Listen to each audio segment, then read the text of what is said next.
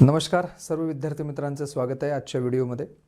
आजचा पेपर जो काही कंबाईनचा झाला आणि त्या पेपरनंतर जे काही मुलं पॅनिक मोडमध्ये आलेले आहेत किंवा मुलांना टेन्शन आले की सर मला मेसेज येतात की सर पेपर खूपच अवघड गेला, आम्हाला पूर्वीच्या म्हणजे मागच्या वर्षी जो काही पेपर होता त्या पद्धतीचा पेपर काही नव्हता, बऱ्यापैकी लेंदी पेपर आयोगानं क्रिएट केला होता आणि मुळात मुलांची मानसिकता कशी झाली होती, मागच्या आठवड्यात त्यांचा पूर्ण आंदोलनामध्ये गेला होता, सरकारला विनवण्या करण्यामध्ये गेला होता, परंतु त्याच्यानंतर परीक्षा पुढे जाईल किंवा म्हणजे ते झालं होतं ना मानसिकता की परीक्षा पुढे जाईल आणि लिंक ओपन करून दिली जाईल PSI वयवाढी संदर्भात मुलांना आणि ते थोडंसं शिथिल होईल सगळ्या गोष्टी असं वाटलं होतं। पण आंदोलन रात्री उशिरापर्यंत केलं आणि लगेच मग दुसऱ्या दिवशी जे काय ते परीक्षा पार पडली। मग थोडंसं मानसिकतेमध्ये मुलांच्या फरक आला होता, मानसिकता पण अशी डगमगली होती।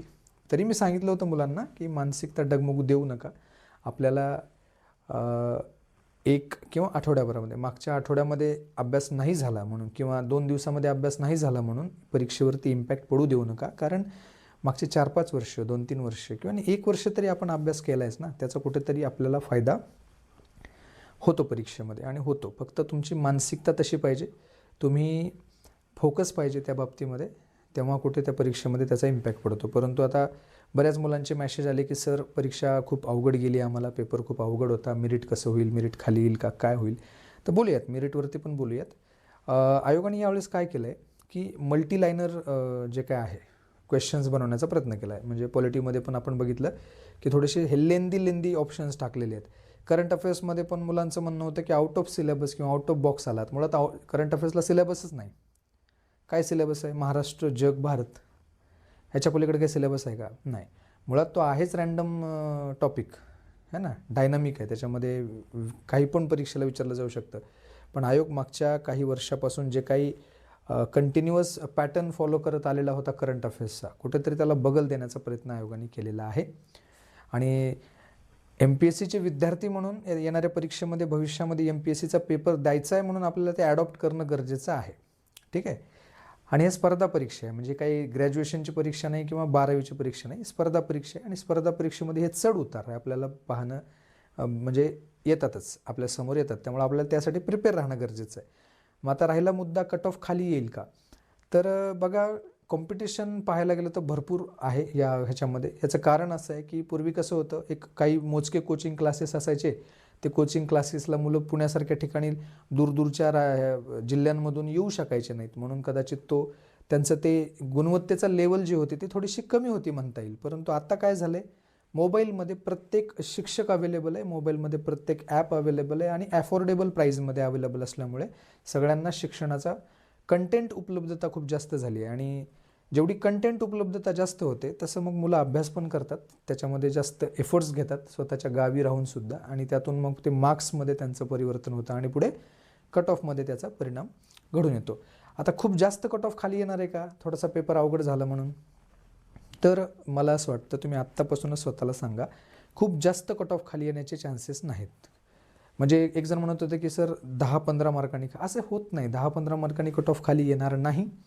त्याचं कारण असं आहे, मुलांचा अभ्यास झालेला असतो आणि शिक्षणाची उपलब्धता एवढी झालेली आहे की मुलं प्रत्येक चॅप्टरवरती अभ्यास करत आहेत। कुठल्या विषयाला शिक्षक नाही मला सांगा? करंट अफेअर्सला शिक्षक नाही का, पॉलिटीला नाही, जॉग्रफीला नाही?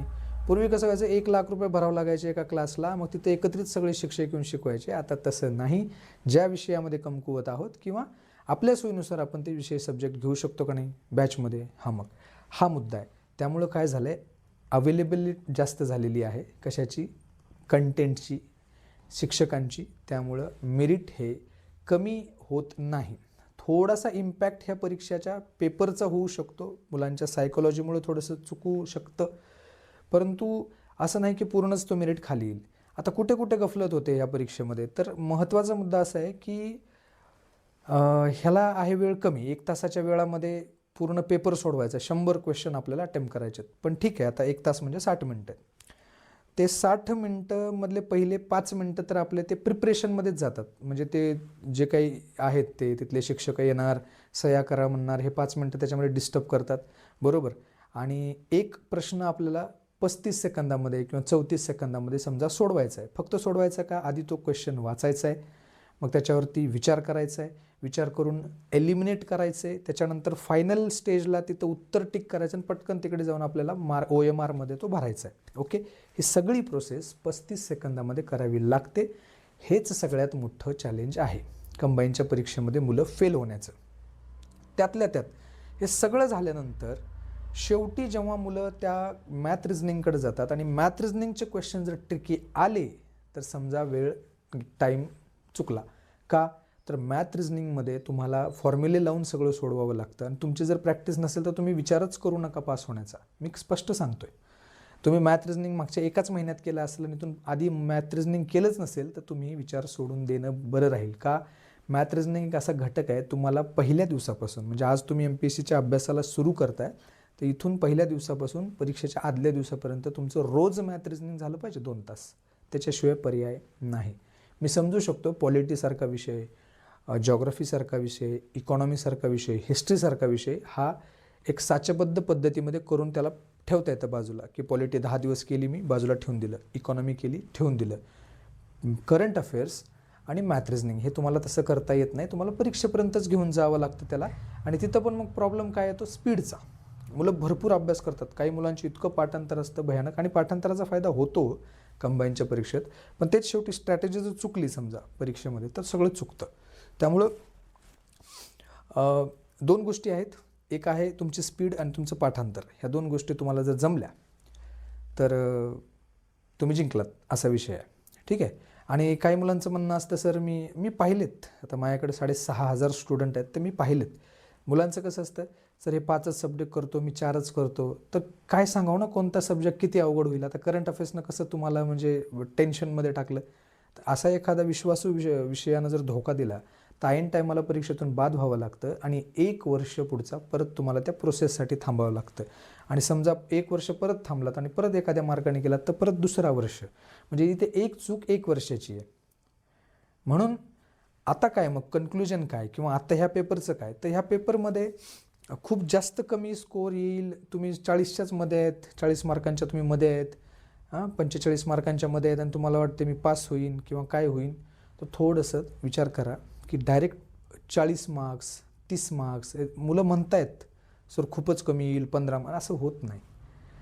ॲक्युरेट काय एक्झॅक्ट जे काही आहे आकडा किंवा प्रेडिक्शन आहे माझं, ते आन्सर की येईल 3 दिवसामध्ये 4 दिवसामध्ये. ते आन्सर की आल्यानंतर परत एक व्हिडिओ बनवतो आणि एक्झॅक्ट तुम्हाला सांगतो. पण एक लक्षात घ्या, पूर्णपणे कमी स्कोर येईल असं होणार नाही. कट ऑफ खूप कमी येईल असं होणार नाही. त्यामुळं महत्त्वाचं आहे की तुम्हाला तुमच्यावरती कॉन्फिडन्स असेल, चांगले मार्क्स तुम्हाला येत असतील. चांगले कोणते चांगले, कशाला चांगले म्हणायचे तुम्हाला माहिती आहे. मागचा 2-3 वर्षाचा डेटा आहे. 2-3 वर्षाचे मार्क्स काढा, कट ऑफ काढा.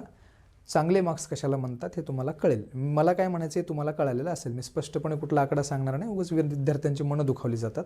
विद्यार्थ्यांना समजा मी जर म्हणलं की कट ऑफ 60च्या खाली येणार नाही, मग 58वाला दुःखी होतो. मी जर म्हणलं कट ऑफ 55च्या खाली येणार नाही, 54वाला दुःखी होतो. मग हे नको करायला. पण एक लक्षात घ्या, कट ऑफ कमी म्हणजे जास्त प्रमाणात कट ऑफ खाली येणार नाही. जे काय असेल ते मोजक्या स्वरूपामध्ये येईल पण म्हणजे मागच्या वर्षीपेक्षा कट ऑफ थोडासा खाली फ्लक्च्युएट होईल. पण ठीक आहे, बघूयात आपण ते आन्सर की आणि त्याच्यानंतर मार्क्स मुलांचे त्यावरती डिपेंड असतं. आता नेमकं काय आपलं असलं पाहिजे स्ट्रॅटेजी, तर आपल्याला 11 तारखेच्या परीक्षेची तयारी करायची आहे. ही आपली पहिली प्रायोरिटी. 11 तारखेचा पेपर झाल्यानंतर ॲनालिसिस करायचं आहे आपल्याला. त्याचे आन्सर केल्यानंतर मार्क्स काढायचे आहेत आणि त्याच्यानंतर आपल्याला मेन्सचा अभ्यास करायचा. आणि जर कोणी एखादा विद्यार्थी ह्या दोन्ही परीक्षांमध्ये जर पास होणार नसेल, त्याला वाटलं की मार्क्स कमी आहेत, त्याचा माझं सांगणं आहे तुम्हाला जर कळत नसेल काय करावं तर तुम्ही माझं गायडन्स घ्या, मला मेसेज करा, मी तुम्हाला सांगतो काय करायचं आहे. परीक्षा तुमची कधी असू द्या, जूनमध्ये असू द्या, जुलैमध्ये असू द्या, 2026ची कंबाईन, पण त्या कंबाईनसाठी तुम्हाला उद्याच किंवा आजच तयार राहावं लागणार आहे. प्रत्येक विषयाला स्ट्रॅटेजी करावी लागणार आहे. ज्या फ्लोमध्ये मागच्या 2 महिन्यामध्ये अभ्यास केला ना, त्याच फ्लोमध्ये तुम्हाला 8 महिन्यासाठी तयार राहावं लागणार आहे. तर पुढच्या वर्षी तुमचा निकाल येऊ शकतो, नाहीतर येणार नाही. स्पष्ट सांगणं आहे माझं. तुम्ही जर म्हणलात आता तुमचा समजा हा कमी मार्क्स आले, टेन्शनमध्ये गावाला गेला तर 2 महिने तिकडेच राहिलात, काही उपयोग होणार नाही. परत तुम्हाला फेलच व्हावं लागणार आहे. परत तुम्हाला 2 महिने गावाकडे जाऊन राहणार नाही. असं एक चक्र आहे. ह्या चक्रामध्ये तुम्ही अडकणार आणि 5 वर्ष जाणार. त्यामुळे एक सिंपल आहे की कुठल्याही क्षेत्रामध्ये काम करते, ह्याही क्षेत्रामध्ये काम करतेच, कन्सिस्टन्सीला कुठलाही अल्टरनेटिव्ह नाही. राहिला प्रश्न आपल्या विषयाचा करंट अफेअर्सचा, तुम्ही म्हणताय अवघड आहे, अवघड होतं. तसं पाहायला गेलं तर ते सगळं पुस्तकातलंच होतं, बट आयोगाने काय केलेलं आहे, थोडंसं त्यांचं आपण ज्या डायरेक्शननी चाललो आहे किंवा आपण ज्या पद्धतीने आयोगाचं स्ट्रक्चर फॉलो करतो आहे त्याला आयोगाने बगल दिलेली आहे. तो स्ट्रक्चर ते समजलं की नेमकं आयोगाने कशा पद्धतीने त्याला हे केलेलं आहे. तर आपण त्यावरती काम करणार आहोत आपल्या बॅचमध्ये, की घटक काही असे असतात. आणि मुळात तुम्हाला एक सांगतो, करंट अफेअर्स हा फार डायनामिक विषय आहे. म्हणजे एवढ्या पण अपेक्षा करंट अफेअर्सकडून ठेवायच्या नसतात, पण पासिंगपुरते मार्क्स आणणं गरजेचं आहे. तेवढे येत नव्हते मुलांना असं होत होतं की 400 पेजेसचं पुस्तक आहे, त्यातलं नेमकं काय वाचायचं हाच मोठा प्रश्न पडायचा. ते आपल्या बॅचमुळं ते सोपं झालं आहे मुलांना, की मोजकंच वाचायचं. ते सुहानी शहाचा प्रश्न आलेला होता मॅजिशियनचा, तर त्याला मी तिथं सांगितलं होतं की मुलांना की ही रीलमध्ये खूप व्हायरल आहे, सुहानी शहा असंच काहीतरी नाव आहे. तर ती रीलमध्ये खूप व्हायरल आहे आणि याच्यावरती प्रश्न येऊ शकतो, तुम्ही स्टार करा. स्टार केले मुलांनी, प्रश्न आला होता परीक्षा. असे बरेच प्रश्न आहेत. ते वेगळं लेक्चर घेऊ, त्याच्यामध्ये आपण डिस्कस करू की त्याची काय उत्तरं तर तुम्हाला समजली असणार, बाकीच्या शिक्षकांनी सांगितले असणार. मला हे सांगायचं आहे, आपल्याला जर प्रिपरेशन करायचं असेल इथून पुढच्या परीक्षेसाठी, मग ते मेन्स असू देत किंवा येणारी पुढची पूर्वपरीक्षा असू देत, तर त्यासाठी तुम्हाला एक प्रॉपर स्ट्रॅटेजी लागणार आहे, एका विषयाची स्ट्रॅटेजी लागणार आहे, एका सब पॉईंटची स्ट्रॅटेजी लागणार आहे, आणि त्याच्यानंतर मगच या कंबाईनमध्ये रिझल्ट येऊ शकतो. राज्यसेवेच्या पूर्वपरीक्षा वेगळी असते, भले तिथं अभ्यासाचा आवाका मोठा आहे, परंतु जे काही वेळ आहे 2 तासाचा, त्या वेळामध्ये ते कवर होऊ शकतं. कंबाईनमध्ये होत नाही, तो वेळ पुरतच नाही कंबाईनमध्ये. त्यासाठी लागते फास्ट स्पीड, बुलेट ट्रेनच्या स्पीडने आपल्याला अभ्यासात पण आणि पाठांतर आणि परीक्षेत या तिन्ही टप्प्यावरती पळावं लागतं, तेव्हा त्याचा रिझल्ट येतो. ठीक आहे. मग आता तुम्ही काय करायचं आहे, येणाऱ्या परीक्षेचा अभ्यास करायचा आहे. तर ह्या परीक्षेमध्ये, गटबच्या परीक्षेमध्ये भले कसाही स्कोर येऊ देत किंवा कसंही तुम्हाला काहीही वाटू देत, तुम्हाला त्याचा लोड घ्यायचा नाही. तुम्हाला, कारण 4 दिवस तुम्ही वेट केलं तर पुढचे मग ग्रुप सीला तुम्हाला तोटा होईल. त्यामुळे हे सगळं गटुडं बांधा, त्याला कुठेतरी टाकून द्या. ग्रुप सीचा चांगला रिव्हिजन करा. आत्ता जे काही पॅटर्न आलेला आहे करंट अफेअर्सचा, तोच तिकडे फॉलो होईल असं नाही. तिकडे वेगळेच प्रश्न येतील, वेगळे इन द सेन्स तो पॅटर्न पण वेगळा असेल. तुम्ही बघा आता पेपर आल्यावरती. सो करंट अफेअर्सला ज्या पद्धतीने मी सांगत आलो आहे तुम्हाला, करंट अफेअर्स असं केलं पाहिजे, त्याच पद्धतीने चालू राहू द्या. पेपर झाल्यावर आपण बघूयात त्याचं नेमकं काय करायचं आहे. आणि बाकी जर कोणी नवीन विद्यार्थी असेल आणि करंट अफेअर्सबद्दल तुम्हाला काही डाऊट्स असतील किंवा करंट अफेअर्स तुम्हाला खूप अवघड जात असेल, तर आपल्या बॅचमध्ये तुम्ही इनरोल करू शकता. बॅचची जी काही लिंक आहे किंवा त्याची माहिती जी आहे ती कमेंट बॉक्समध्ये देतो किंवा स्क्रीनवरती लावतो, बघून घ्या. आणि बाकी जे काय म्हणतो आपण, कट ऑफ संदर्भात जे व्हिडिओ आहे तो नंतर घेऊन येतो. आणि चॅनलला नवीन असाल तर चॅनलला सबस्क्राईब करा. भेटूयात पुढच्या लेक्चरमध्ये. तोपर्यंत धन्यवाद.